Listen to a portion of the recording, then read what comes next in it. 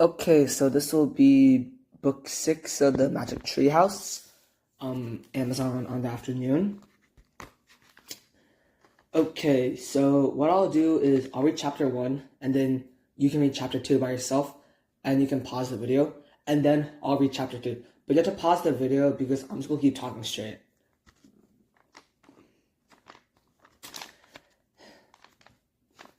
And before that, I'm just going to read the prologue and chapter 1, and then you can read chapter 2, and then we'll go so on. Prologue.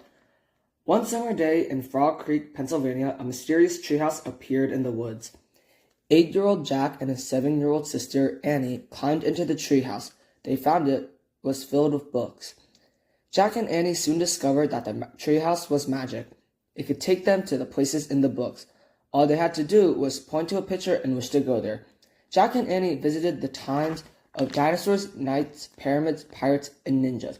Along the way, they discovered that the treehouse belonged to Morgan Le Fay.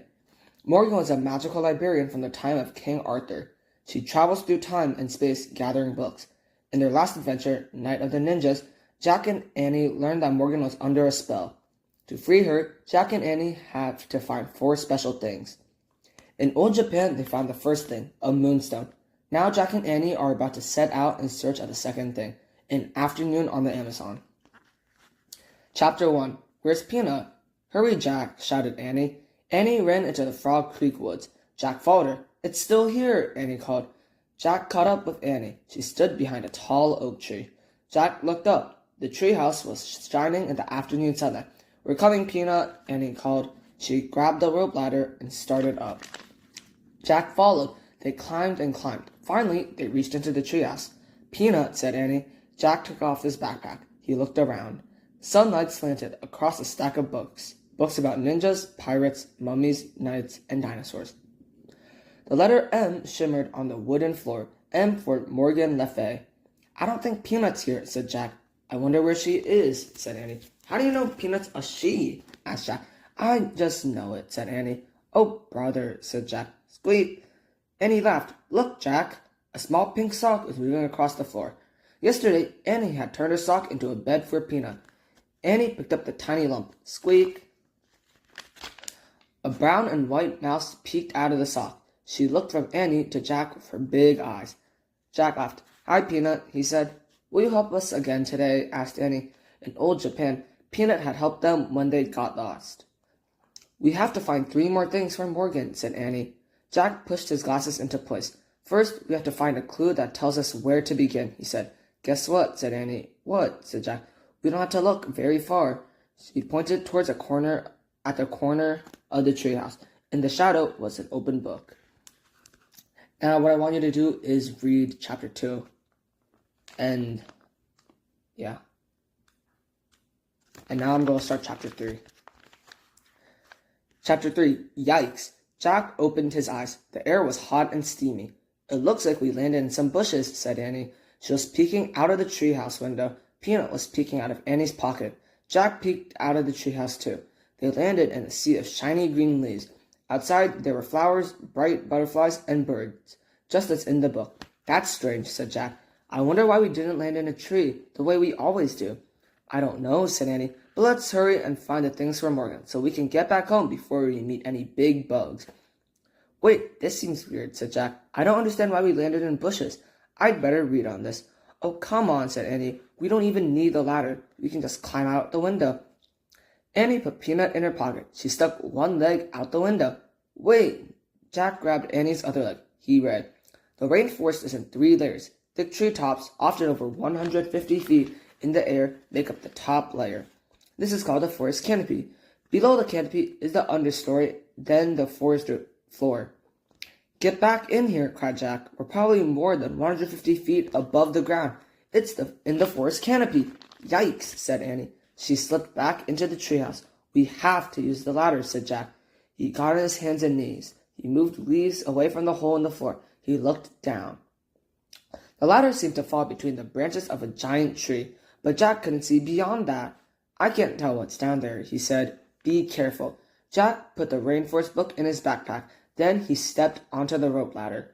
He started down. Annie followed a Peanut in her pocket. Jack pushed through the leaves. He came to the understory below the canopy. He looked down at the forest floor. It was very far away. "Oh man," whispered Jack. This world was completely different from the one above the treetops. Now that they were out of the sun, it was cooler. It was also damp and very quiet. Jack shivered. It was the spookiest place he had ever seen.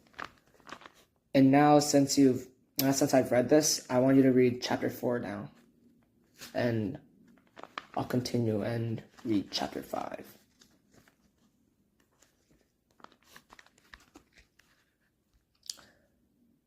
Chapter 5. Pretty Fish. Squeak. Annie patted the little mouse in her pocket. "It's okay, Peanut. The ants can't get us in the river. We're safe," she said. "Maybe safe from ants," said Jack, "but where is this canoe going?" Jack and Annie stared at the river. Branches spread over the water. Vines and mosses hung down from them. "You'd better look this up," said Jack.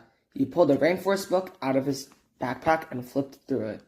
Soon he found a picture of a river. He read, "The Amazon River stretches over 4,000 miles from the mountains of Peru across Brazil to the Atlantic Ocean. The river basin contains over half of the rainforest in the world." Jack looked at Annie. "We're on the Amazon River," he said. "It's more than 4,000 miles long." "Wow," Annie whispered. She looked at the river. She trailed her hands through the water. "I have to make some notes," Jack said. He pulled a notebook out of his pack. He wrote, "The Amazon rainforest is—" "Jack, look at those pretty fish with teeth," said Annie. "What?" Jack glanced up from his writing. Annie was pointing at some blue fish swimming near the boat. The fish had red bellies and razor-sharp teeth. "Watch it," cried Jack. "Those aren't pretty fish. They're piranhas. They'll eat anything, even people." "Yikes," whispered Annie. "We'd better get back on shore," said Jack, putting the books in his backpack. "How?" said Annie. "We can't go in the water now, and we don't have any paddles." Jack tried to stay calm. "We need a plan," he said. Jack stared at the river. The canoe would soon float under some vines. "I'll grab a vine," said Jack, "and pull us to shore." "Good idea," said Annie. They glided under the branches. Jack stood up. The canoe rocked. He nearly fell out. "Balance the canoe," said Jack. Annie leaned to one side. Jack reached. He missed. The canoe floated under more branches.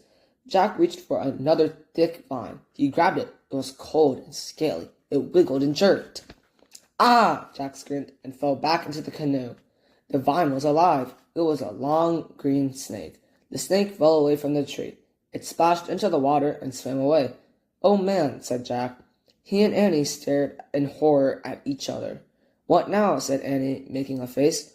"Well," Jack looked at the river. There was no vines ahead, but there was a big branch floating on the water. "Grab that branch near you," said Jack. "Maybe we can use it for a paddle." The canoe floated closer to the branch. Annie reached for it. Suddenly, the branch rose into the air. It was a crocodile. "Help!" screamed Annie. She fell back into the canoe.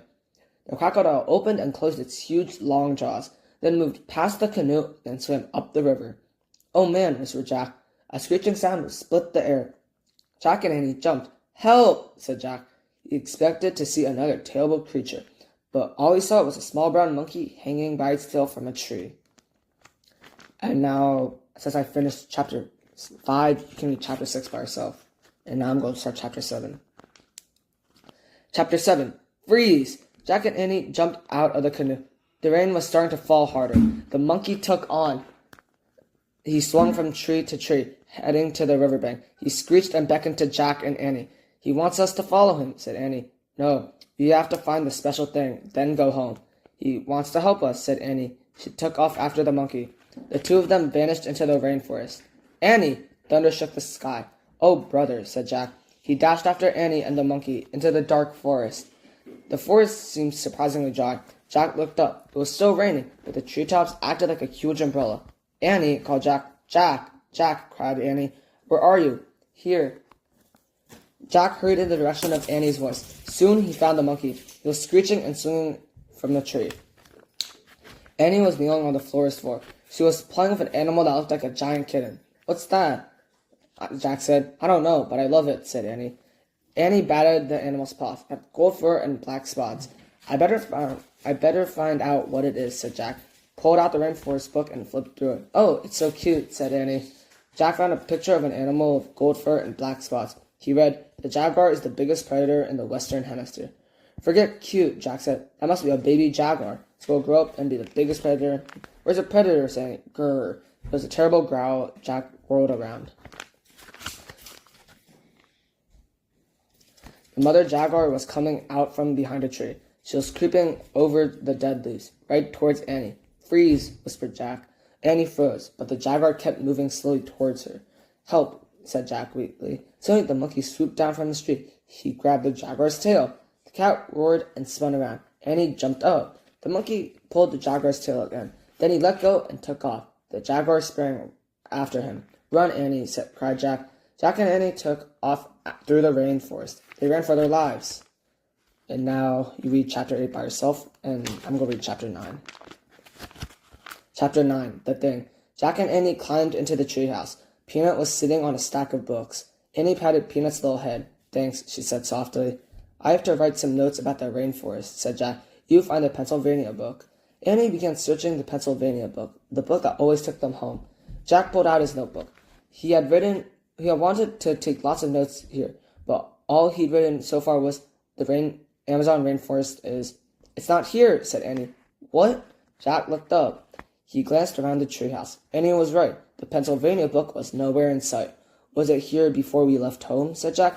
I don't remember, said Annie. Oh, man, said Jack. Now we can't get back to Frog Creek. This means we'll be out here when the vampire bats come in. Something came flying through the treehouse window. Ah, Jack and Annie hid their heads. Thud. Something hit the floor. A red fruit. Jack looked up. The monkey was sitting in the window. His head was cocked to one side. He seemed to be grinning at them. You're safe, said Annie. Thanks for saving us, said Jack. The monkey just grinned. I have one question, said Annie. She pointed to the fruit. Why do you keep throwing those at us? The monkey grabbed the fruit. No, don't throw it, said Jack. He ducked. But the monkey didn't throw the fruit. He held it out to Annie. He moved his lips as if he were trying to say something. Annie stared into the monkey's eyes. He moved his lips again. Wow, Annie said softly. I understand now. Understand what? Annie took the fruit from the monkey. This is it. The thing we need. What thing? One of the special things we're supposed to find for Morgan. To free her from the spell. Are you sure? Said Jack. Before Annie could answer, Jack saw the Pennsylvania book. Look, our book, he said, pointing. We found the thing. And now we can see the book, said Annie. That's the way it works, remember? Jack nodded. Now he remembered. The ninja masters said they wouldn't be able to find the Pennsylvania book until they had found what they were looking for. The monkey screeched with laughter. Jack and Annie looked at him. He was clapping his hands together. Annie laughed with him. How did you know to give this to us? She said. Who told you to do that? The monkey just waved at Jack and Annie. Then he turned and swung out of the treehouse. Wait, said Jack, looking at the window. Too late. The monkey was gone. He had vanished below the treetops. Goodbye, said Annie. A happy screech came from the mysterious world below. Jack sighed. He picked up his notebook again. He looked at his writing. The Amazon rainforest is... He had to write something before they left. He quickly added, amazing. Jack put away his notebook. Annie picked up the Pennsylvania book. Now it's really time to leave, she said. She turned to the picture of the Frog Creek woods. I wish we could go there, she said, pointing at the picture. The wind started to blow. The leaves started to tremble. The treehouse began to spin. It spun faster and faster, and everything was still. Absolutely still.